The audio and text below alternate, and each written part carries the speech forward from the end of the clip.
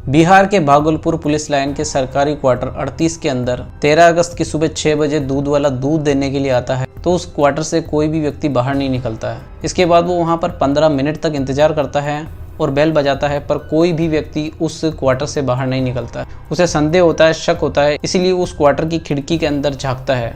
जैसे ही उस क्वार्टर की खिड़की के अंदर झांकता है, वो चौंक जाता है। दरअसल उस क्वार्टर के अंदर बेड पर एक महिला की लाश पड़ी है। ये सब देखने के बाद वो जोर जोर से चिल्लाता है और आसपास के लोगों को बताता है।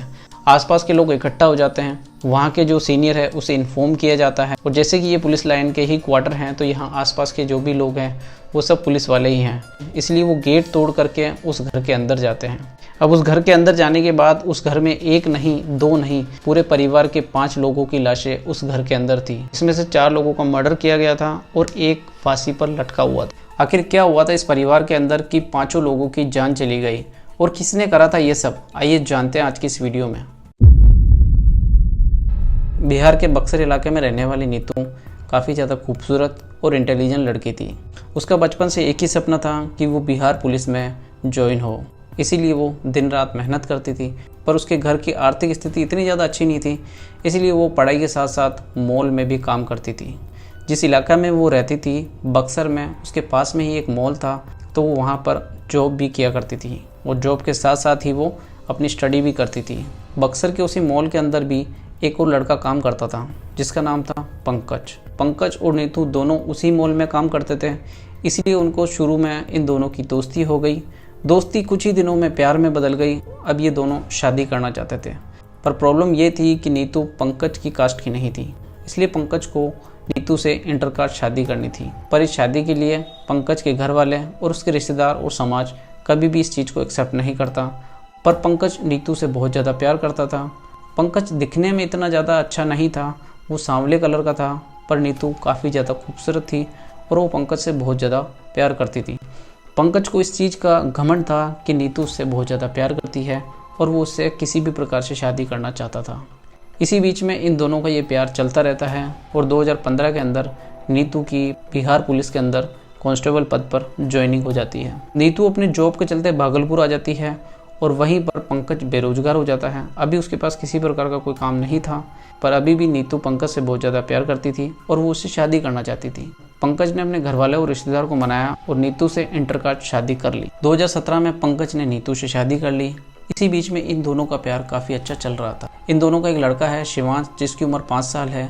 वहीं एक 3 साल की लड़की है जिसका नाम श्रेया है। पंकज के पिता नहीं थे, पंकज की सिर्फ माँ ही थी। अब शादी के बाद ये सारे लोग भागलपुर पुलिस लाइन, जो सरकारी क्वार्टर है पुलिस का, उसके अंदर रहते थे, जो कि नीतू के नाम पे था। इनकी ज़िंदगी काफ़ी अच्छे से चल रही थी। नीतू पंकज से बहुत ज़्यादा प्यार करती थी, और जैसे कि नीतू पुलिस में थी, सिपाही पद पे थी, तो उसका ट्रांसफ़र अलग अलग जगह होता रहता था किसी कामवश। तो जब भी नीतू बाहर जाती थी तो वो हमेशा पंकज को फ़ोन करती थी और उसे ये बताती थी कि उसे उसकी बहुत ज़्यादा याद आ रही है, वो उससे बहुत ज़्यादा प्यार करती है। इस बारे में पंकज अपने दोस्तों को भी यही बताता है कि मैं सांवला हूँ और मेरी बीवी बहुत ज़्यादा खूबसूरत है, फिर भी वो मुझसे बहुत ज़्यादा प्यार करती है, इसलिए मुझे अपनी बीवी पर बहुत विश्वास है और मैं अपनी बीवी पर गर्व करता हूँ। इनकी ज़िंदगी काफ़ी अच्छी चल रही थी, तभी इनकी ज़िंदगी में एक भूचाल आता है। अक्सर हमने सुना है कि 2 प्यार करने वालों के बीच में अगर कोई तीसरा व्यक्ति आ जाता है तो वो रिश्ता तार तार हो जाता है। पर इस रिश्ते के अंदर वो रिश्ता ही तार तार नहीं हुआ है, बल्कि उस परिवार के 5 लोगों की जान चली गई। इन दोनों की ज़िंदगी काफ़ी अच्छे से चल रही थी और ये परिवार भी काफ़ी ज़्यादा खुश था। पर तभी कुछ दिनों बाद में नीतू की पोस्टिंग नवगछिया में हो जाती है। इसके बाद नीतू नवगछिया में शिफ्ट हो जाती है, और उसका जो बाकी परिवार था, उसके पति पंकज और उसके एक बेटा बेटी और जो पंकज की माँ थी, वो लोग भागलपुर के क्वार्टर के अंदर ही रहते थे। इस बीच में स्टार्टिंग में तो नीतू पंकज से काफ़ी ज़्यादा बातें करती थी और ये बोलती थी कि उसे उसकी बहुत ज़्यादा याद आ रही है, वो यहाँ पर रहना उसका बहुत ज़्यादा मुश्किल है। पर कुछ दिन बीतता गया और इसके जो फ़ोन कॉल करने की फ्रिक्वेंसी थी कि वो हर दिन पंकज को फ़ोन करती थी। इसी बीच में कुछ टाइम आता गया और वो फ़ोन कॉल 1 दिन से 2 दिन, 2 दिन से 3 दिन के बीच में वो फ़ोन कॉल होने लगा, और बीच बीच में नीतू ने पंकज को फ़ोन करना भी बंद कर दिया था। अब इस बात से पंकज बहुत ज़्यादा परेशान हो गया था कि नीतू एकदम से इतनी बदल क्यों गई है। जो नीतू पंकज के सिवा एक पल नहीं रह सकती थी, वो उसे हर रोज़ फ़ोन करती थी कई बार, और आजकल वो उसे 4-5 दिन के बाद भी फ़ोन करना भी पसंद नहीं करती है। अगर वो उसे फ़ोन करती है तो उससे बात करना पसंद नहीं करती। आखिर ऐसा हुआ क्या है? इसके बाद जब नीतू वापस भागलपुर आई तो पंकज को लेकर के उसके हाव भाव चेंज हो गए थे। जो उसके बात करने का तरीका था वो बिल्कुल चेंज हो गया था। अब वो पंकज से इतना ज़्यादा प्यार नहीं करती थी जितना पहले करती थी, ना ही उसे पंकज से कोई मतलब था। पंकज भी ये सोच में पड़ गया कि आखिर ऐसा हुआ क्या कि वो मुझसे बात करना तक पसंद नहीं करती है। अब बात इन दोनों के बीच में इतनी ज़्यादा बिगड़ चुकी थी कि छोटी छोटी बातों पर नीतू और पंकज के बीच में लड़ाई हो जाती थी। और लड़ाई इतनी ज़्यादा बढ़ जाती थी कि आसपास के लोगों को भी पता चलता था कि इन दोनों के बीच में लड़ाई हो रही है और इनके घर का माहौल पूरी तरह से बिगड़ चुका था। दरअसल बात ऐसी है कि नीतू को अपने ही पुलिस स्टेशन में एक पुलिस वाले से प्यार हो जाता है। नीतू को जिस पुलिस वाले से प्यार होता है उसका नाम सूरज ठाकुर होता है। वो सूरज ठाकुर उसी पुलिस स्टेशन में क्राइम ब्रांच के अंदर उसका पोस्टिंग थी और नीतू की जो पोस्टिंग थी वो आरटीआई ब्रांच के अंदर थी। ये दोनों की जो ब्रांच थी वो अलग थी, पर ये एक ही रूम में बैठ कर के काम करते थे। इसी बीच में जब नीतू की नवगछिया के अंदर ट्रांसफ़र हुआ था तो नीतू के साथ साथ सूरज ठाकुर का भी नवगछिया में ही ट्रांसफ़र हुआ था। इन दोनों का सेम पुलिस स्टेशन में ट्रांसफ़र हुआ था। अब ये उस पुलिस स्टेशन में अलग अलग ब्रांच में काम करते थे, पर उस पुलिस स्टेशन में ये लोग किसी को जानते नहीं थे। ये दोनों ही थे जो एक दूसरे को जानते थे, इसलिए ये दोनों आपस में बात करने लगे थे। स्टार्टिंग में इन दोनों के बीच में ऐसा कुछ नहीं था।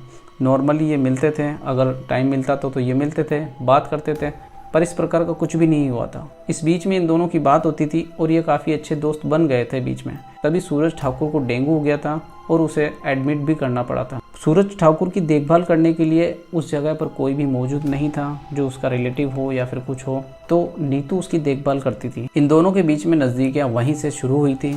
इसी पर सूरज को नीतू से प्यार हो गया। इन दोनों के बीच में ये सब नॉर्मल चल ही रहा था। तभी नीतू की चुनाव के अंदर ड्यूटी लग जाती है मई महीने के अंदर, और उसी के बाद सूरज की भी चुनाव में ड्यूटी लग जाती है। इसी बीच में इन दोनों को काफ़ी अच्छा टाइम मिल गया था और ये दोनों चुनाव के बाद घूमने के लिए बक्सर भी जाते हैं और वहीं पर इनका प्यार मुकम्मल होता है और ये दोनों शारीरिक संबंध बनाते हैं। इस बीच में नीतू सूरज को ये बोलती है कि उसका पति उसे पीटता है, उसका पति उससे प्यार नहीं करता है और वो पंकज को तलाक देना चाहती है। इसके बाद पंकज को भी नीतू की हरकतों के बारे में पता चल गया था कि नीतू किसी न किसी लड़के से बात करती है, और तभी उसे ये पता चल गया था कि वो सूरज ठाकुर के संपर्क में है। इस बात को लेकर के इन दोनों के बीच में काफ़ी ज़्यादा लड़ाई होती थी और आसपास के लोग भी यही कहते हैं कि ये दोनों लड़ते लड़ते घर के बाहर तक आ जाते थे। पंकज ने नीतू को समझाने की काफ़ी ज़्यादा कोशिश करी, पर नीतू उसकी बात को बिल्कुल भी नहीं समझना चाहती थी। जिस प्रकार की नीतू पहले थी अब वो वैसी बिल्कुल भी नहीं रही। पंकज ने अपने दोस्तों को ये भी बोला था कि नीतू ने अब उस पर हाथ उठाना भी शुरू कर दिया है। मतलब वो अब इस हद तक आ चुकी है कि वो पंकज की बिल्कुल भी इज्जत नहीं करती है। इस घटना के एक दिन पहले ही पंकज ने नीतू और सूरज ठाकुर को एक साथ देख लिया था और इस बात को लेकर के वो नीतू से बहुत ज़्यादा लड़ाई करने लग गया था। पर नीतू को कहाँ पता था कि वो उसका आखिरी दिन होने वाला है आज। इस बात को लेकर के पंकज मेंटली तौर पर काफ़ी ज़्यादा परेशान था। वो घटना के एक दिन पहले अपने किसी दोस्त से मिलना चाहता था, पर जो उसके क्वार्टर के पास में एक दोस्त रहता था वो उस टाइम ड्यूटी पर था, तो वो उसे नहीं मिला। पुलिस की इस बात पर दो थ्योरी है, जिसमें से पहला ये है कि पंकज ने अपने दोनों बच्चों को गला रेत करके उनकी हत्या करी, उसके बाद अपनी माँ की हत्या करी उसने, और उसके बाद अपनी बीवी का ईंट से चेहरा बिगाड़ दिया पूरी तरह से मार मार करके। उसके फेस पर चाकू से बहुत ज़्यादा निशान थे, मतलब उसके चेहरे पर बहुत ज़्यादा चाकू से वार किया गया। इन सब के बाद में उसने उस चाकू को साफ़ कर दिया था, उसने अपने कपड़े चेंज किए थे और इसके बाद उसने एक सुसाइड नोट लिखा था। उस सुसाइड नोट में उसने ये लिखा था कि मेरी बीवी ने और सूरज ठाकुर जो कि उसका बॉयफ्रेंड है, कि मतलब मेरी बीवी ने एक लड़के के लिए अपने दोनों बच्चे को और मेरी माँ को मार दिया, इसीलिए मैंने अपनी बीवी को मार दिया और मैं खुद भी मर रहा हूँ। ये सुसाइड नोट मिलने के बाद पुलिस वालों को ये था कि अपने बच्चों को मारा, अपनी बीवी को मार दिया और अपनी माँ को मारने के बाद उसे लगा कि वो खुद भी मर जाता है। इसी वजह से उस घर के चारों लोग मर गए। तो पुलिस ने एक एफआईआर दर्ज करी थी पंकज के खिलाफ, जो कि मर चुका है। वहीं दूसरी जो एफआईआर दर्ज करी थी वो करी है सूरज ठाकुर के खिलाफ। सूरज ठाकुर का भी यही बयान था कि जब नवगछिया में इसका ट्रांसफ़र हुआ था तो ये दोनों आपस में संपर्क में आ गए थे। बल्कि ये जो नीतू को जानता है वो 2015 से ही जानता है, जब इन दोनों की ज्वाइनिंग साथ में ही हुई थी ट्रेनिंग, और उसके बाद में इन दोनों की पोस्टिंग भी वहीं पर हुई थी। पर इन दोनों के बीच में नज़दीकियाँ मई महीने के बाद इलेक्शन के बाद इन दोनों के बीच में नज़दीकियाँ आना शुरू हुई थी।